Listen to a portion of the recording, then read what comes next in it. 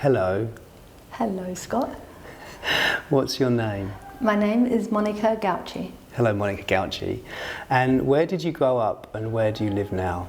I grew up in a small town in South Australia, and I now live close to Byron Bay in Northern Rivers part of New South Wales, in Australia. Nice. And what's been the main spiritual or contemplative practice of your life? As a contemplative practice, the main thing has been a consistent meditation practice.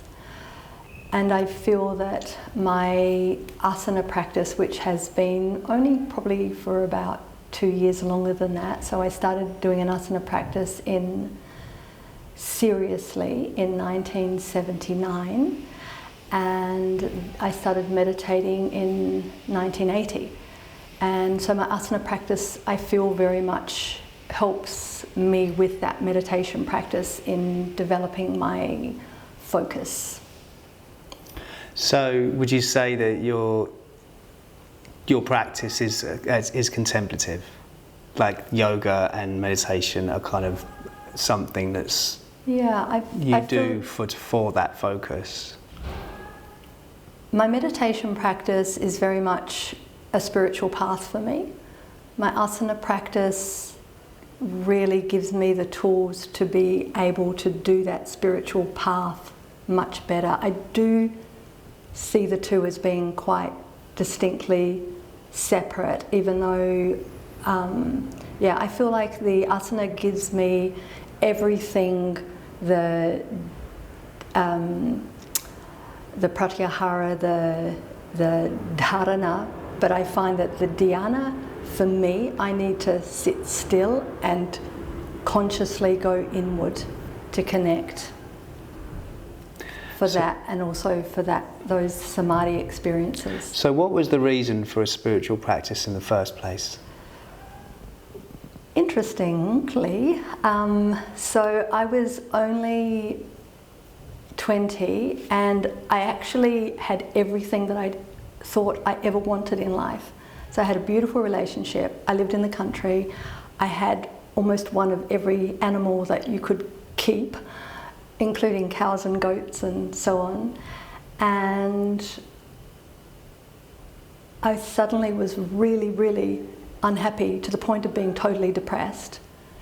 And luckily my partner at the time realised that what I was actually lacking was a spiritual connection. And so he introduced me to a great spiritual teacher who I still have contact with.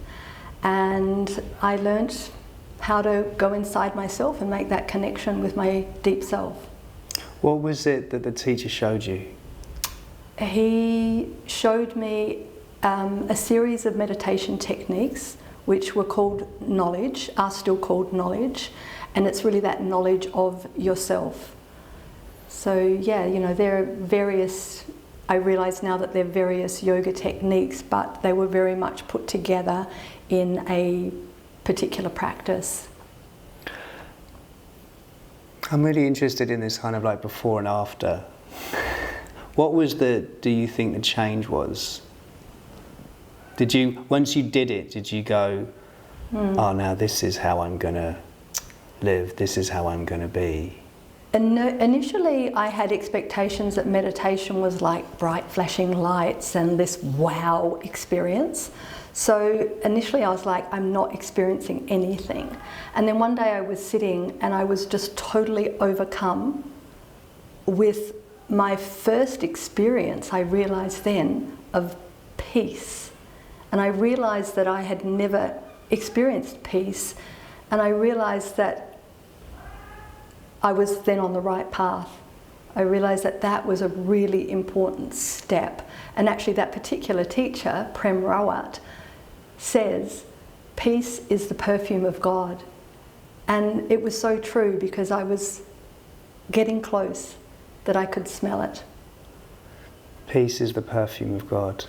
Did he say that to you that time? He said that in a particular talk that I was listening to, yeah. And that resonated? Yeah, well, it resonated as the truth, because that was my first experience of my first really spiritual experience where I was just sitting alone. You know, I had had other experiences of oneness with nature and so on, but just me and nothing else. And so what was the after you doing this thing called the knowledge, right? This is the meditation technique. Was it a gateway, or did you do it for a long period of time? Yeah, I don't exclusively do that meditation practice now. I do other ones, but yeah, it's something that I still sometimes do. Yeah. And what was the introduction into other techniques? What was the introduction into asana for you? Well, I did my first hatha yoga class when I was 18, but then when I was 19, I did a yoga retreat and met all of these young people who were yoga teachers, and I realised that you could be young and be a yoga teacher. So I left the town where I was living and I moved to Adelaide, the capital of South Australia, to do a yoga teacher training. But then I met the teacher, because there was only IYTA, International Yoga Teachers Association, then, that did formal trainings, and I met the teacher who was doing it, and I just knew that she couldn't be my teacher. So then I was a little lost, but then I discovered a wonderful, at the time, Iyengar teacher, which was Shandor Remete, and he was amazing. He took me under his wing as his apprentice, because I was going to every class, and he realised, I guess, that I was really keen, and told me if I was interested I should be there the next morning at 4 o'clock, which was quite a challenge because I normally went to bed at 1 o'clock. But yeah, and then I did yoga with him all day, every day. What was Shandor teaching? At that time he was teaching Iyengar. What year was this?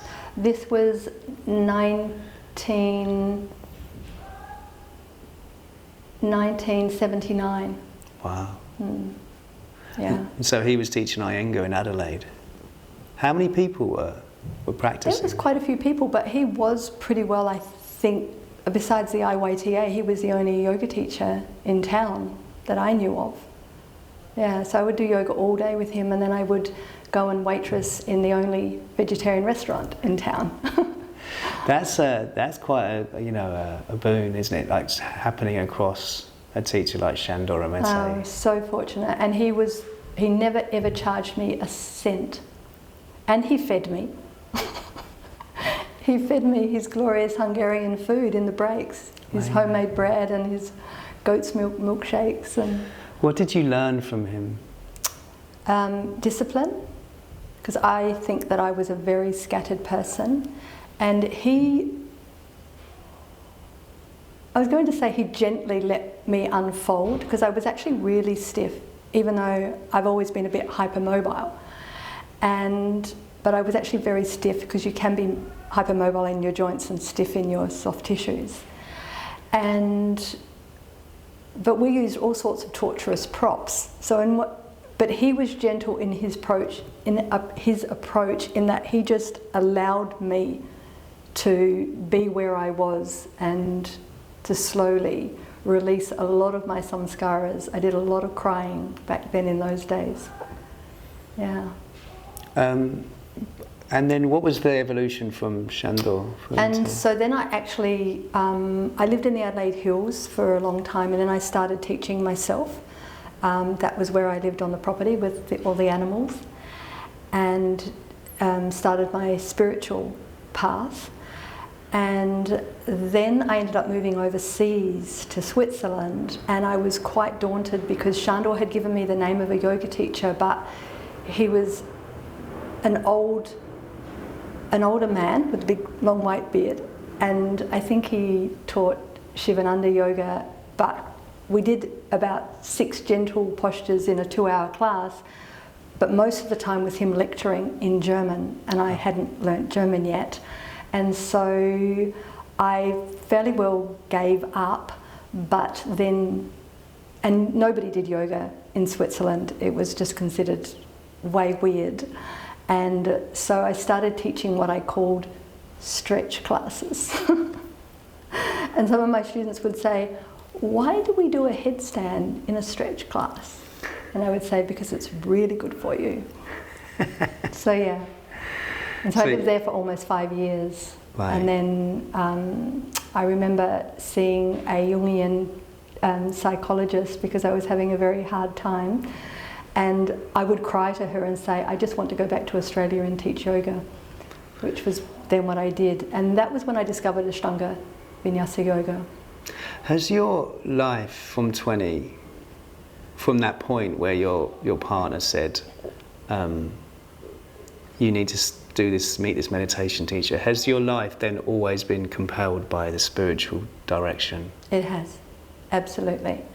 And even when I met Gregor, you know, for both of us, our relationship is so harmonious because we have those same values that our spiritual life is really important. So we very much did come together as two individual pillars, and we still exist in that way, and yet, you know, and so our relationship is very harmonious. Have you it's really interesting to meet someone who's like from 20 gone, I just want to live a spiritual life, without kind of going off in that direction. You know, have you ever kind of been swayed to kind of get a job or like follow some kind of like other path? I mean, I've had jobs along the way, well, mainly in Switzerland, because when I was in South Australia, I mainly was a yoga teacher, and then in Switzerland, I ended up managing this fitness centre where I taught the stretch classes. And then when I came back to Australia, I started teaching yoga again, Iyengar, and then I discovered Ashtanga, and then I did stop from one day to the next teaching Iyengar, and I practiced Ashtanga very concentratedly for a year, and went to Mysore and then began teaching. So there's this really, I mean, I'm really fascinated by, especially in the 80s as well, right? Like, yeah, is like, you were weird if you did yoga. This is it, and, absolutely. but I'm really compelled by this search within you for something. Yeah, I don't know where that comes from, apart from perhaps it's a past life, you know, progression of evolution of this particular being. What was your take on the Ashtanga Vinyasa sequence in relationship to your spirituality? It's probably because I had a strong spiritual path originally that the Ashtanga Vinyasa for me has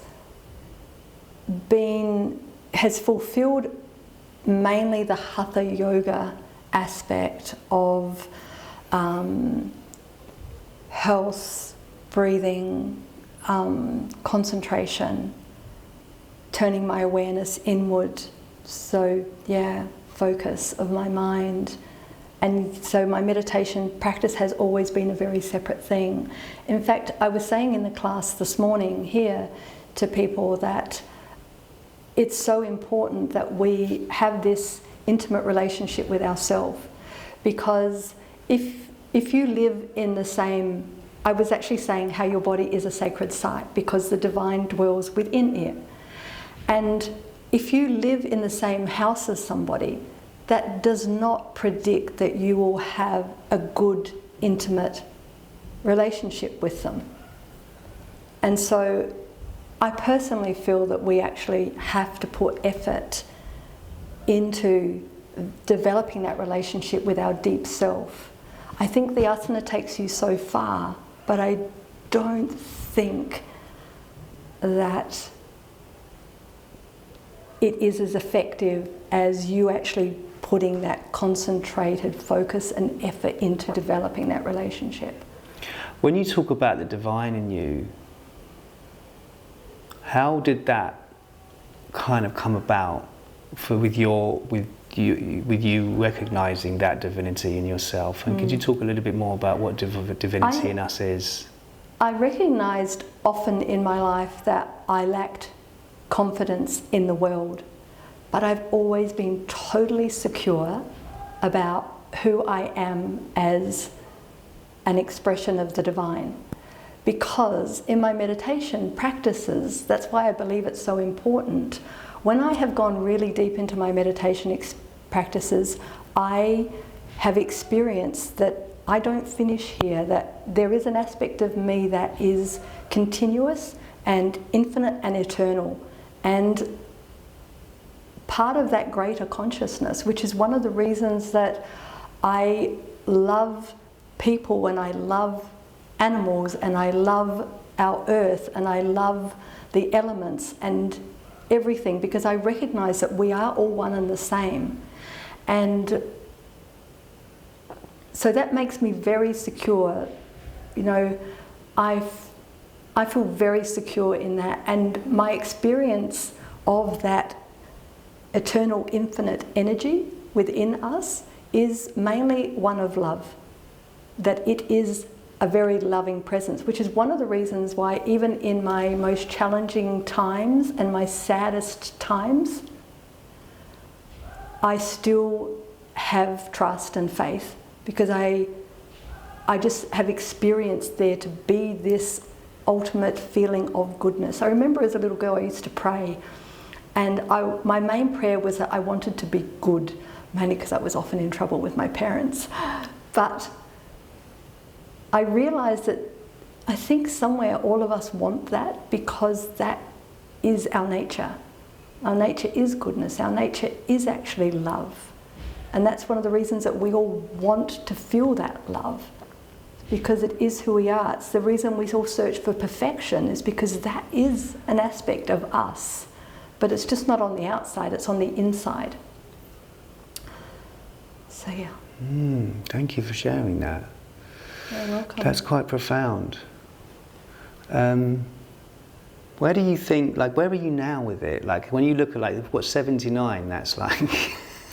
Yeah, it's a long time. A long time ago. It's a long time ago. When you look at yourself now as compared to that woman, that young woman who first met who was very confused. Who did the knowledge, who was very confused. Very confused, very scattered, very unable to focus. Like, another thing that this same teacher, Prem Rawat, would say, because a lot of people who had been with him for a long time were very proud of it and really bragging about that. And he would say, and I apply this to myself, that you always put the wettest logs closest to the fire. And I see very clearly, I needed yoga. That's why I have been practicing for a long time. I don't think that makes me any greater. It does make me more experienced. However, I needed yoga badly, and I am only so very, very grateful that I discovered it early in my life, because I don't know what I would have ended up doing. I don't think it would have been a good outcome for this person. Yeah, so there's this really beautiful wisdom that yoga does give us. Definitely. Definitely. If you develop your awareness, and that's one of the great gifts that I find with the asana practice, is that it teaches us awareness. But you can't just leave it on your mat. It doesn't serve anybody else if you're only aware of your own body. You need to let that awareness translate into your whole life, so that you are aware of how your actions affect everything and everybody. Everything that you think, say and do has a ripple effect. And that means that we all need to be very responsible. And I do take my teaching very seriously. I do take it seriously, which is one of the reasons that I continue to study myself, because I always feel like I have to be up with the latest, because, you know, from my education as a chiropractor, I very much take my teaching from the latest medical Western research, as well as, you know, they're just slowly catching up with all of the wisdom that we have from our Eastern practices. Beautiful. So thank you, Monica, thank you for sharing that. If there's one thing that you've learned about yourself that you'd like to share with others, what would it be?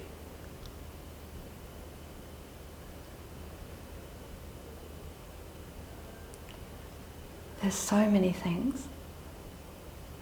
But I think what is the most important thing for me that I try to encourage others to do, which is pretty well what I've already said, and that is just developing an intimate relationship, a real one, with yourself.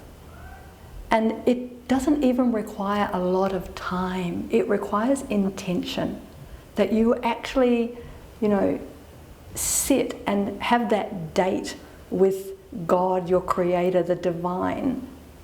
Just, you know what it's like. You're in a loving relationship. You at least need every day to embrace that other person and say, I love you. Even if you're running out the door the next minute. But that's what you have to do with yourself. Because that is where it starts. I know that that's, what we all hear, but certainly from my experience in life, that is the most important thing. And, this is your wisdom. This is your divine guide in life. And the one thing that I have done really well my whole life is to listen to my heart.